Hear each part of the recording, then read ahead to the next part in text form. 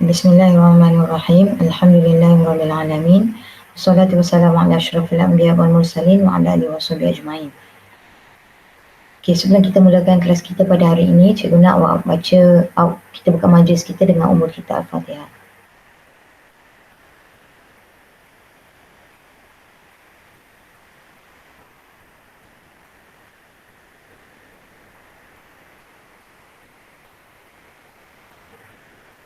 Okey, jadi hari ini kita akan sambung pelajaran kita yang lepas. Okey, sekarang ni sebelum ni kita belajar tentang struktur deria, organ deria, okey, ada telinga, hidung dan sebagainya. Okey, jadi hari ini kita akan belajar mekanisme yang terlibat dalam deria, 5 deria kita lah. Okey, jadi ini adalah mekanisme pendengaran.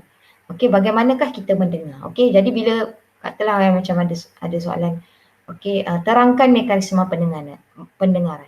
So kalau terangkan mekanisme pendengaran ni awak kena buat dalam bentuk ayat. Tapi jaranglah, selalunya kalau mekanisme pendengaran memang soalan tu dia nak dalam bentuk awak isi tempat kosong lah, macam tu. Okey. Okay, so kita ada carta alik untuk mekanisme pendengaran.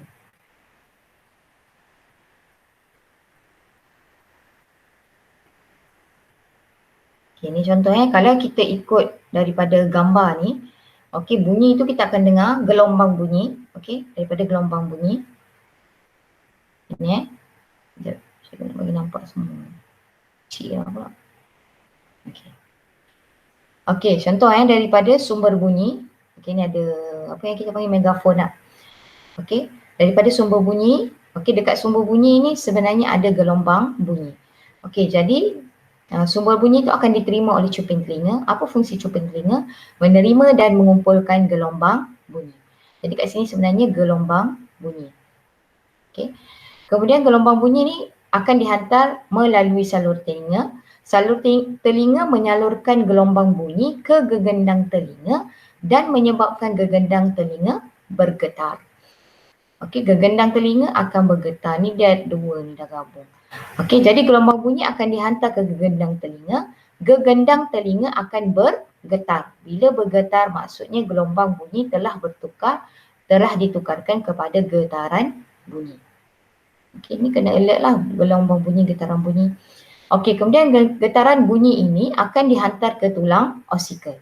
Apa fungsi tulang osikel? Tulang osikel ini akan menguatkan getaran ini kepada 20 kali ganda dan menghantar ke koklea melalui jendela bujur. Jadi getaran bunyi tadi dihantar ke jendela bujur. Jendela bujur ni laluan sajalah. Okey, dan dihantar getaran bunyi itu ke koklea. Okey, dalam koklea, sel saraf dalam koklea akan menukarkan getaran bunyi kepada impuls saraf. Impuls saraf tu maklumat elektrik. Kan? Okey, macam dalam handphone awak lah. Dihantar maklumat elektrik. Dalam badan kita pun sama, ada dihantar maklumat elektrik. Okey, jadi sel saraf dalam koklea hasil tukar getaran bunyi kepada impuls saraf. Kemudian dihantar ke saraf auditori. Saraf auditori ini fungsi dia nak hantar impuls saraf kepada otak untuk ditafsirkan. Jadi gelombang bunyi sampai ke otak untuk ditafsirkan. So kita boleh dengar lah, oh bunyi ayam, oh bunyi ada kereta kuan. Lah. Okey, kemudian bunyi ditafsirkan. Okey, bila bunyi ditafsirkan, kenapa pentingnya bunyi ditafsirkan? Okey, yang paling penting adalah awak dapat mengelakkan diri daripada bahaya. Itu yang utama sekali. Dan kalau benda tu, bunyi itu menarik, awak akan ke tempat tu ataupun sebagainya lah, awak dengar dan sebagainya. Okey. So ni kena ingat lah.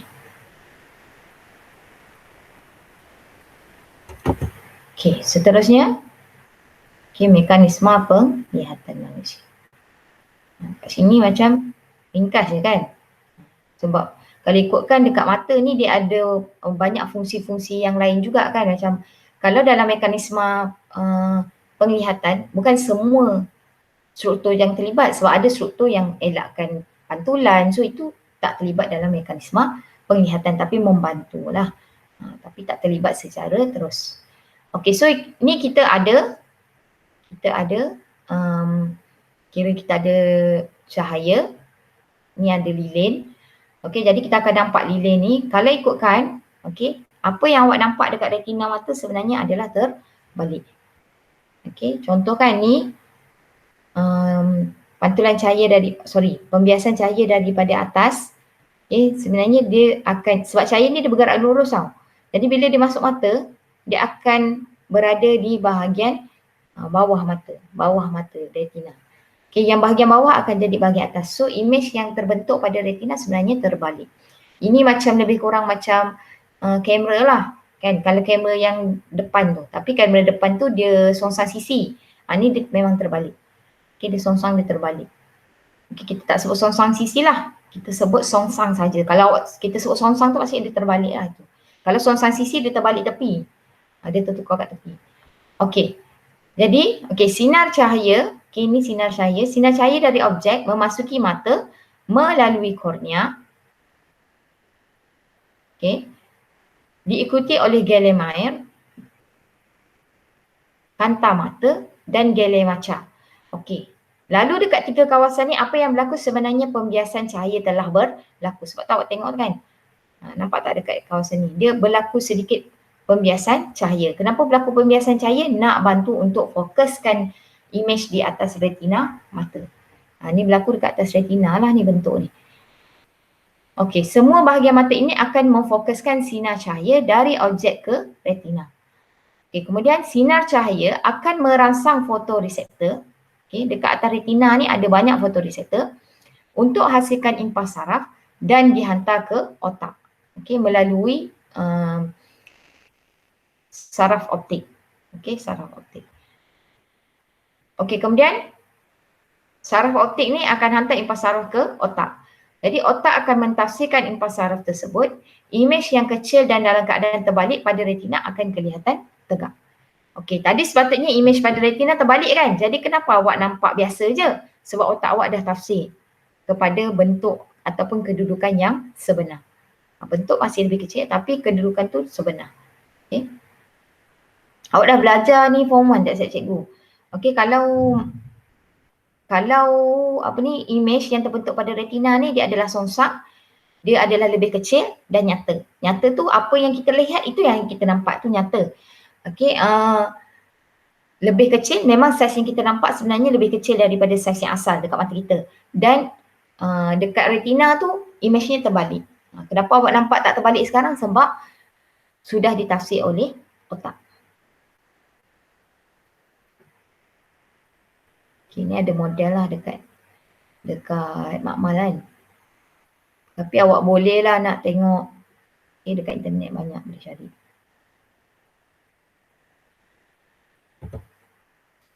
Okey, seterusnya pula.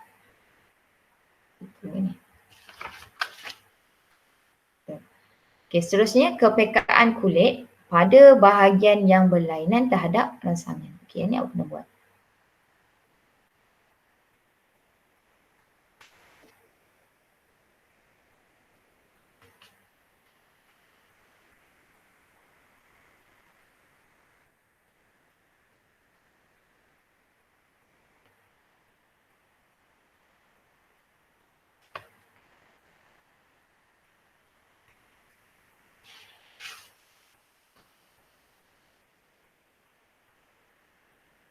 Okey. Kepekaan kulit pada bahagian badan yang berlainan terhadap rangsangan. Okey, ini kita tunjuk beberapa bahagian pada kulit kita. Okey, ada dekat apa yang kita cakap ni, lengan. Okey, ada dekat atas kita punya tangan. Okey, kemudian kita punya jari, hujung jari. Okey. So apakah sebab aktiviti harian dalam gambar foto dijalankan pada bahagian kulit yang berbeza? Kenapa kita nak cocok vaksin ke ubat, kita cocok kat lengan ataupun kat peha ataupun kat punggung?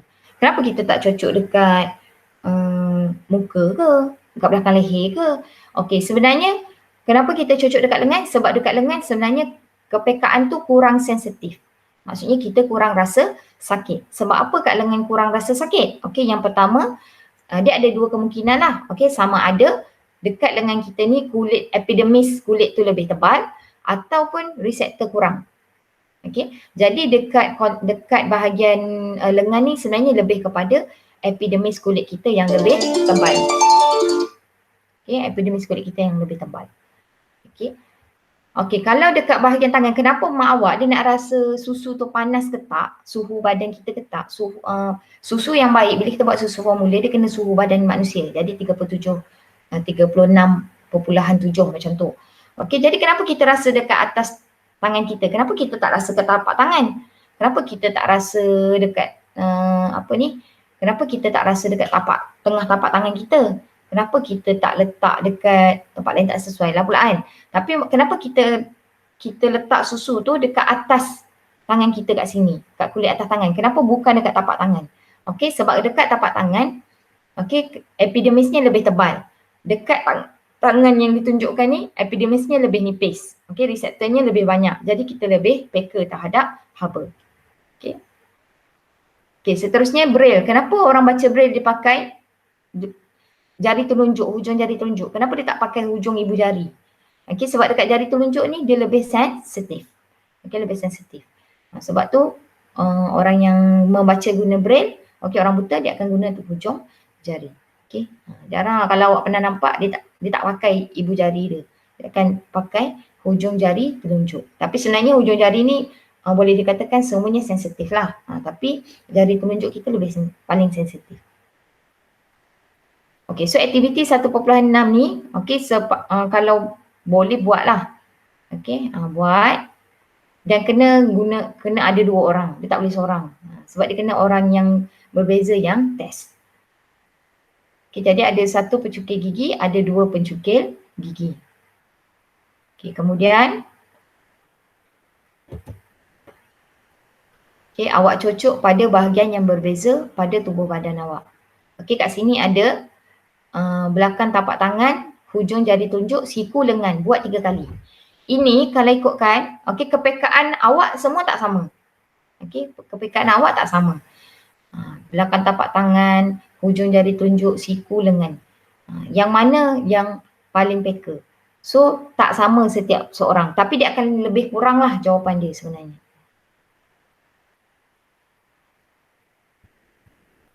Okay, so soalan.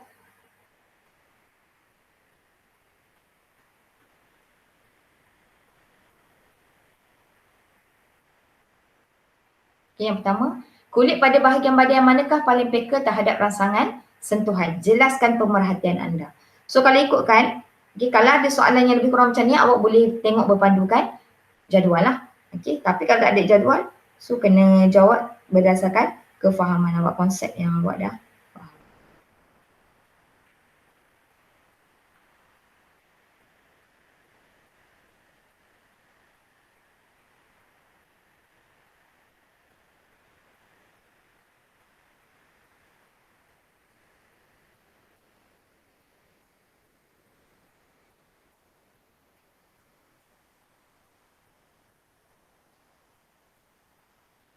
Okey, jadi yang mana yang paling peka terhadap sentuhan? Okey, hujung jari telunjuk. Okey, so berdasarkan pemerhatian, paling banyak jawapan yang betul bagi 6 cubaan kerana kawasan tersebut paling banyak reseptor. Okey, so kalau ikutkan, kalau kita punya epidermis kat tapak tangan hujung jari ni, kalau kita tengok epidermisnya macam tebal sikit kan, kasar gitu, tebal lah. Tapi kenapa masih peka terhadap rangsangan sentuhan? Sebab bilangan reseptor sentuhan adalah banyak dekat kawasan hujung jari kita. Okay. Nombor 2, kulit pada bahagian badan yang manakah paling kurang peka terhadap rangsangan sentuhan? Jelaskan jawapan. Okay, siku. Kenapa dekat siku? Sebab paling kurang jawapan yang betul bagi 6 cubaan kerana kawasan tersebut paling kurang reseptor. Sama juga siku kita pun macam tebal juga kan dia punya ni epidermis kan. Tapi sebenarnya kalau jawapan awak boleh jawab lah sama ada awak cakap reseptor, kalau tak peka reseptor sikit atau epidermis tebal. Kalau peka reseptor lebih banyak atau epidermis nipis. So tak kisah antara 2 jawapan tu boleh kan, tak semestinya mesti kalau kat kawasan ni epidermis tebal je. Tak semestinya. Awak boleh jawab kalau tak peka epidermis tebal, reseptor sentuhan sikit, Okey, reseptor sentuhan ke reseptor panas, reseptor lah. Okey, reseptor sikit. Okey, kalau peker, epidermis nipis, reseptor lebih banyak. Okey, jenis reseptor yang manakah dirangsangkan dalam aktiviti ini? Reseptor sentuhan lah. Kan sebab sikit je kan. Okey, nombor 4. Nyatakan dua faktor yang mempengaruhi kepekaan kulit pada bahagian badan yang berlainan terhadap rangsangan sentuhan. Okey, sama ada bilangan reseptor sentuhan, okey, ataupun ketebalan epidermis. Okey, sebab dia soalan dia umum, so boleh jawab umum lah. Okey, kalau dia tanya apakah dua faktor yang meningkatkan kepekaan kulit, so kena jawab epidermis yang nipis dan reseptor yang lebih banyak. Okey, kepekaan kulit terhadap rangsangan bergantung kepada bilangan reseptor dan ketebalan epidermis kulit.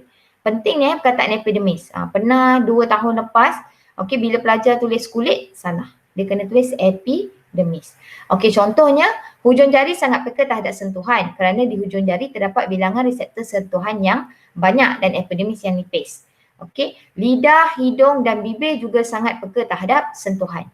Siku, tapak kaki dan belakang badan kurang peka terhadap sentuhan. Mengapa? Jawab balik tentang epidermis kulit dan bilangan reseptor.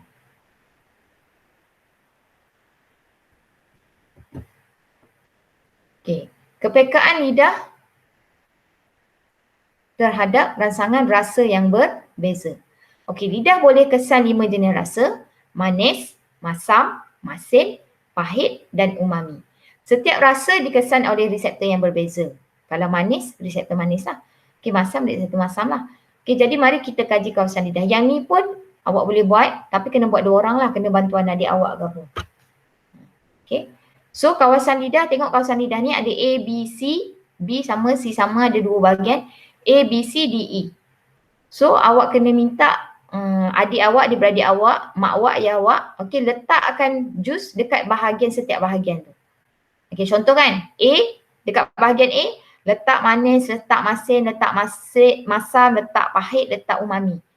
Yang mana yang awak dapat kenal pasti? Kalau awak dapat kenal pasti, awak tick right. Tick lah, betul. Kalau awak tak dapat kenal pasti, pangkah. So manis senang lah, manis larutan gula, masin larutan garam, masam awak pakai cuka. Okay, ataupun nak sedap sikit awak pakai jus oren. Jus oren yang original lah kan, yang awak perah tu. Okay, pahit boleh pakai apa ni, macam Panadol tu, awak hancurkan Panadol ubat. Umami buat larutan Ajinomoto, ataupun kalau awak ada macam stok ayam tu pun boleh rasa umami, tapi takut nanti awak rasa macam sup pula kan. So letak, senangnya buat larutan Ajinomoto tu lah, bukan Ajinomoto, larutan monosodium glutamat. Ajinomoto ni jenama. Okey, so buatlah dekat A, buat semua. So ini pun sebenarnya dia akan bergantung kepada kepekaan lidah masing-masing. Cuma sepatutnya dia akan adalah yang dominan. Okey. Sekejap.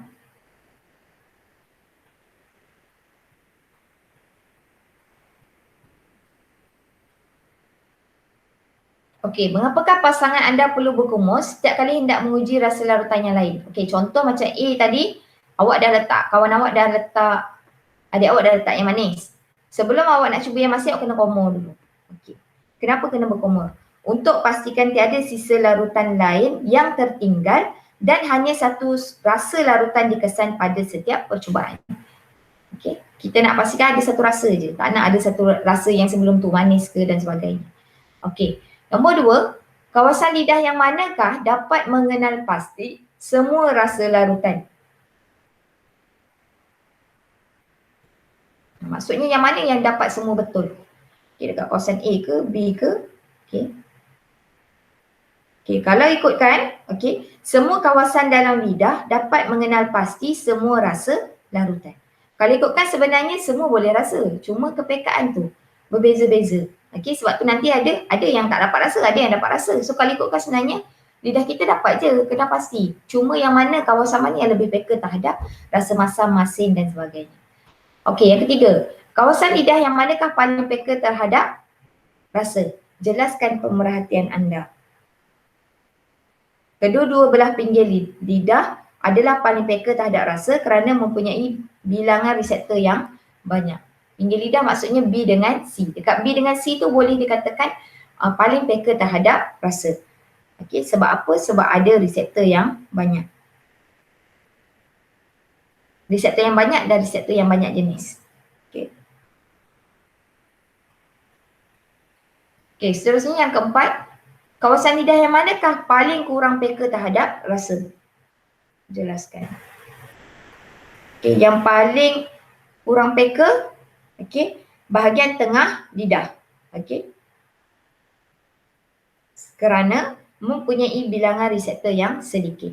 Okey, jawapan ni senang je, awak ambil konsep je. Tak payah nak fikir pening-pening kan. Kalau peka tu banyak reseptor rasa. Okey, sama ada manis, masin, masam, pahit, umami. Kalau tak peka tu kurang reseptor rasa. Okey, apakah kesimpulan yang dapat anda buat daripada aktiviti ini? Kawasan hadapan lidah lebih peka kepada rasa manis, bahagian tepi lidah lebih peka kepada rasa masam dan masin. Kita juga boleh panggil tepi depan dengan tepi belakang. Ya, contoh kan B ni tepi depan, C ni tepi belakang.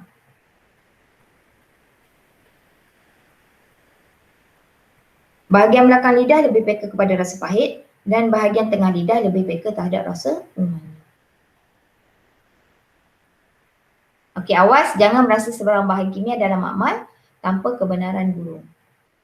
Awak nak rasa ke, nak sentuh ke, nak bau ke, mesti dengan arahan guru. Okey, seterusnya.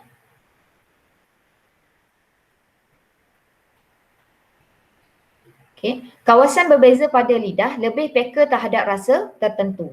Semua kawasan pada lidah peka terhadap kelima-lima rasa. Macam cikgu cakap tadi, sebenarnya semua kawasan peka untuk lima-lima rasa sebab ada reseptor tu sikit-sikit. Okey, akan tetapi kawasan yang berbeza pada lidah mempunyai kepekaan yang berlainan terhadap rasa tertentu. Okey, cuma kawasan tertentu dia ada yang paling peka. Maksudnya ada contohlah kalau macam dekat bahagian bahagian tepi hadapan lidah, okey, dia lebih peka terhadap masin. Maksudnya kalau ada rasa masin dengan manis, dekat tepi lidah ni dia akan lebih rasa masin. Okey. Sebab tu kalau awak perasan, contoh kan kalau orang cakap, oi sedap, ataupun tengok gambar lah, tengok Instagram ada orang makan jeruk. Nanti tiba-tiba air liur awak keluar. Awak tak makan pun. Kan? Tiba-tiba awak terfikir, sebab otak awak terfikir pasal rasa masam, air liur awak terkeluar dekat bahagian tepi lidah awak ni. Sebab apa? Sebab kat sini peka terhadap masam. Kenapa keluar air liur? Sebab air liur tu sebenarnya dia bersedia untuk melarutkan bahan kimia supaya awak dapat rasa makanan tu. Okay. Akan tetapi kawasan yang berbeza pada lidah mempunyai kepekaan yang berlainan. Okey, contohnya, okey, kawasan, kalau cikgu tak panggil hadapan tau. Kawasan hujung, bolehlah hadapan Kawasan hadapan ataupun hujung lidah, hujung depan lidah. Tak boleh cakap hujung juga kan sebab ada hujung dua hujung ni. Okey, kawasan hadapan lidah, okey, ataupun kawasan hujung hadapan lidah adalah lebih peka terhadap rasa manis. Okey. Kawasan bahagian tepi hadapan lidah, okay, tak kisah kiri kanan, tepi hadapan lidah rasa masin, tepi belakang lidah rasa masam, okay, belakang lidah rasa pahit, tengah lidah rasa umami. Okay. Cuma yang awak akan tertukar sikit ni lah masin dengan masam. Okay, masin hadapan, tepi hadapan, masam tepi belakang. Okey, cabaran minda. Dewasa ini terdapat berus gigi yang dilengkapkan dengan pembersih lidah. Apakah penggunaan pembersih lidah ini akan mengurangkan kepekaan lidah? Pembersih lidah boleh kurangkan kepekaan lidah tak?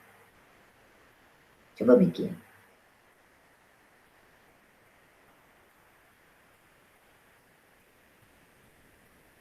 Okey. So kalau ikutkan pembersih lidah dekat berus gigi awak tu tidak mengurangkan kepekaan lidah. Okey, kerana sepatutnya selepas lidah dibersihkan, lidah akan menjadi lebih peka. So yang ni takkan kurangkan kepekaan lidah awak. Tapi kalau awak suka makan benda yang terlalu masam. Okey, makanan-makanan yang terlalu banyak perisa. Perisa dengan masam ni dia boleh merosakkan awak punya tunas rasa. Sebab dalam tunas rasa tu ada reseptor. So bila tunas rasa tu rosak, dia akan mengurangkan kepekaan lidah awak. Contoh kalau awak perasan lidah awak, cubalah nanti cuba tengok lidah awak dekat cermin. Okey, tengok lidah dekat cermin. Okey, awak tengok. Kalau dekat lidah awak tu dia macam awak perasan dia macam licin tak ada bulu-bulu tu. Kan macam bulu-bulu. Kalau awak tengok lidah awak ni dia macam ada bulu-bulu gitu kan. Okey. Yang tu tunas rasa. Kalau awak tengok macam licin je, cantik, bersih. Licin yang memang macam tak ada apa-apa, tak ada bulu-bulu tu. Tu maksudnya tunas rasa awak dah rosak. Mungkin awak suka makan benda terlalu masam ataupun banyak makan ubat-ubatan ke, macam tu lah. So dia rosak. Tapi sebenarnya bila awak berhenti makan makanan-makanan tu, lidah awak dia akan baik semula. Tapi dia ambil masa jugalah. Okey. Okey, kemudian kombinasi antara deria rasa dengan deria bau. Okey, awak boleh buat eksperimen, boleh juga buat aktiviti ni untuk rasa. Ni boleh buat sendiri. Okey. Tapi dia lagi tepat sebenarnya kalau orang lain yang letakkan. So awak macam pejam mata, awak rasa. Kalau awak tutup hidung, awak kenal tak tu rasa apa? Kalau awak buka, awak tak kepit hidung awak boleh rasa tak? Rasa tu rasa apa? Macam itulah. Okey.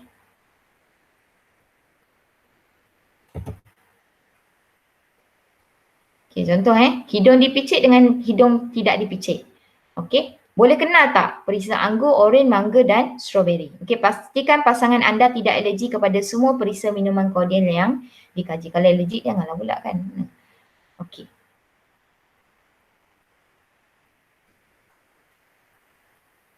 So, dalam keadaan yang manakah, soalan nombor 1, dalam keadaan yang manakah pasangan anda lebih mudah mengenal pasti perisa minuman kordial dengan hidung dipicit atau tidak dipicit? Okay. So dengan hidung tidak dipicit lah kan. Sebab apa? Kita tengok. Nyatakan satu inference berdasarkan jawapan anda. Ingat inference ni adalah mesti bagi tahu pemerhatian, kemudian bagi tahu sebab. Okay. So inference-nya, perisa minuman kordial lebih mudah ditentukan dengan menggunakan ini bukan. Kalau inference bagi tahu dulu pemerhatian. Okey.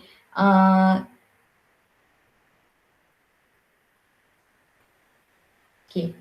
Rasa minuman kordial lebih mudah dikenal pasti apabila hidung tidak dipicit. Okey. Kerana perisa minuman kordial lebih mudah ditentukan menggunakan deria rasa dan deria bau. Okey. Ulang balik.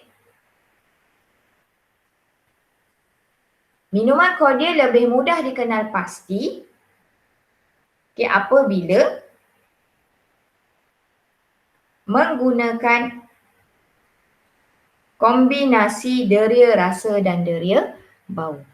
Bila kita boleh bau, lebih senang kita kenal pasti rasa tersebut rasa apa. Okey, nombor 3, mengapakah mata pasangan perlu ditutup dalam aktiviti ini? Okey, supaya pasangan tidak menggunakan deria penglihatan untuk menentukan perisa minuman kordial melalui warna perisa, warna ungu, oranye, kuning ataupun merah campur. So kita tak nak terganggu dengan penglihatan pula, deria penglihatan. Kita nak suruh guna deria rasa dengan deria bau. Jadi kita tutup mata. Okey, nombor 4. Mengapakah makanan yang panas lazimnya berasa lebih enak? Kenapa makanan panas rasa lebih enak? Okey, kerana selain bahan kimia dalam makanan yang larut dalam air liur dan merangsang tunas rasa, bahan kimia dalam makanan yang panas juga tersejat dalam bentuk wap yang masuk ke dalam rongga hidung dan merangsang sel deria bau. Okay. Oleh itu, rangsangan kombinasi deria rasa dan deria bau menyebabkan makanan yang panas berasa lebih enak. Okay. Selain bahan kimia dalam makanan yang larut dalam air liur dan merangsang tunas rasa, bahan kimia dalam makanan yang panas juga tersejat dalam bentuk wap yang masuk ke dalam rongga hidung. Maksudnya, bauan tu, bau makanan tu kita lebih mudah nak bau bila makanan tu tengah panas. Kalau makanan tengah sejuk tu ada tapi dia kurang sikit rasa bau. Kan? Sebab tu kadang kan kalau macam mak awak tengah masak makanan yang sedap lah, kalau sambal tu nak bersihin je. Okey, masak macam sup ke apa kan. Sedap je mah bau. Sebab apa? Sebab wap tu. Dia merangsang diri bau awak. So makanan tu kalau awak makan, awak akan rasa lebih sedap. Macam kek kan, awak bau, awak makan. Tapi kek kita jarang lah makan panas-panas kan. Tapi maksudnya makanan yang kita makan panas-panas tu, kenapa kita rasa lebih sedap? Sebab deri bau kita kesan bau makanan tu. Macam tu. Okay. Jadi kenapa masa panas rasa lebih enak? Sebab ada wap udara daripada makanan tu yang akan merangsang deri bau kita. So kita dapat kesan bau makanan tu dengan lebih baik. Jadi makanan rasa lebih sedap. Okay, ni adalah kajian kes. Okay, kajian kes ni boleh baca, lepas tu cubalah. Okay, para pengadil dalam suatu pertandingan masakan menggunakan beberapa jenis deria.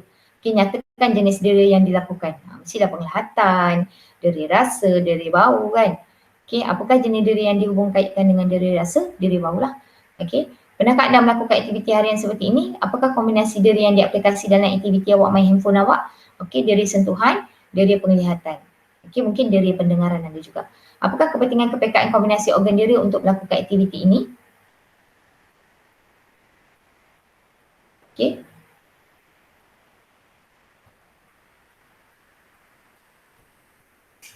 So awak boleh buat aktiviti ni dengan lebih lancar lah. Okay, contohlah kalau macam telefon awak dengar deringan bunyi telefon tu, so awak akan lebih cepat bertindak, lebih cepat jawab telefon tu. Tapi kalau awak silent mode tak dengar, so lambatlah sikit kan. Okay, jadi kepekaan kombinasi organ deria ni awak dapat mempercepatkan, lancarkan lagi apa yang awak semasa awak menggunakan telefon bimbit, smartphone, telefon pintar. Kita boleh panggil telefon pintar pula sekarang kan. Okay, so cikgu stop sampai situ dulu. Okay, nanti kita sambung pula had deria. Bagaimanakah had deria, kecacatan organ deria dan penuaan mempengaruhi pendengaran dan penglihatan manusia. Okay, terima kasih. Sekian, terima kasih.